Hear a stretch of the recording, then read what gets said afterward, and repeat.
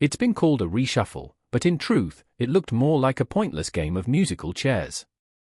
Sir Keir Starmer's cabinet shake-up has been described as hopeless, a desperate move that only highlighted the weakness of his position as Prime Minister and, in the end, handed yet more power to the civil service. Over 95% of you still aren't subscribed. Subscribing is free and helps us keep creating even better content. Hit that subscribe button now and be part of our community. Unfortunately for Sir Keir, the music has already stopped. The public, and, crucially, the overwhelming majority of Labour MPs, have already decided they want rid of him. Now, there are good reasons to have reshuffles, to bring in fresh talent, to get rid of dead weight, or to move successful ministers into new departments to replicate their impact. I've been involved in many reshuffles over the years myself, some more painful than others, but at least I could always see what the Prime Minister of the day was trying to achieve. But this one? Other than replacing his disgraced deputy and trying to use the reshuffle as a smokescreen for his troubles, what exactly was the point? If anyone can enlighten me, I'd be grateful. Because it certainly wasn't for the good of the country. Take David Lammy. In one breath, demoted from Foreign Secretary to Justice Secretary. In the next, promoted to Deputy Prime Minister. How on earth does that make sense?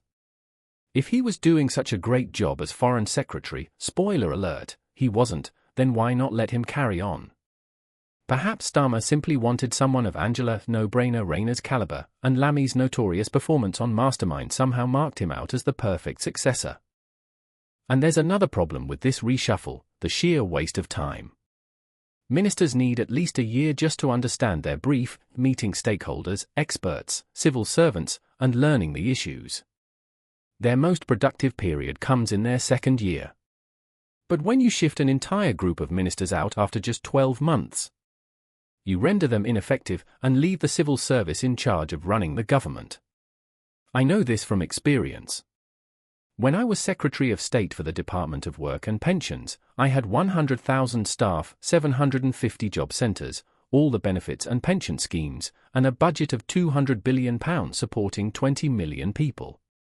It takes time to grasp the scale. That first year is learning, the second is delivering. And yet, the irony here? The worst performers in Starmer's cabinet all kept their jobs. Ed Miliband, driving us into poverty with his extremist climate policies. Rachel Reeves, crashing the economy. Lord Hermer, obsessed with human rights to the point where illegal immigration will never be solved under his watch. And of course, Sir Keir Starmer himself, the most unpopular Prime Minister in history. Is it any wonder many believe it's only a matter of time before Labour MPs shuffle him out of number 10? Meanwhile, Angela Rayner may have gone, but the battle to succeed her as deputy leader is already underway. Emily Thornberry, with her love of the St George's flag, is limbering up and would no doubt prove a thorn in Starmer's side, especially after being tossed aside as Attorney General to make way for Lord Hermer. Louise Haigh, disgraced ex-Transport Minister, is also circling, alongside left-wingers Dawn Butler and Dr. Rosina Allen-Khan. And who knows? Rayner herself might just attempt to come back, throwing the pigeons well and truly into chaos. Beyond the reshuffle, politics had its other talking points. Catherine, Princess of Wales, stunning as ever, but her new blonde hair colour has divided opinion. To my eye, her natural deep brown chestnut locks framed her beauty far better. Perhaps she'll return to the Kate we all know and love. Then there's Sir Tim Berners-Lee, the genius who invented the World Wide Web and gave it away for free. His autobiography launches today, and I can't wait to read it. Silicon Valley may have profited, but Berners-Lee has no regrets. He created a platform of democracy. His warning on AI is worth noting: if we build something smarter than ourselves, it must be contained in a sandbox, with no power to demand more resources. Wise words. On the lighter side, built-in home bars are apparently back in fashion.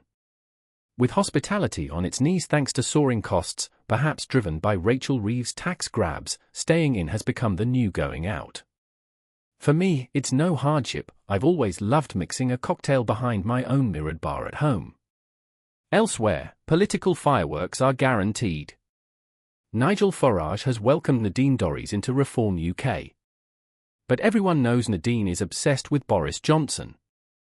So every time Farage rightly criticises Boris for his liberal stance on immigration, Nadine will leap to Boris's defence. This alliance? It may not end well, but it will certainly be entertaining. And looming over it all is Starmer's weakening grip. The country watches, the party plots, and the knives are out.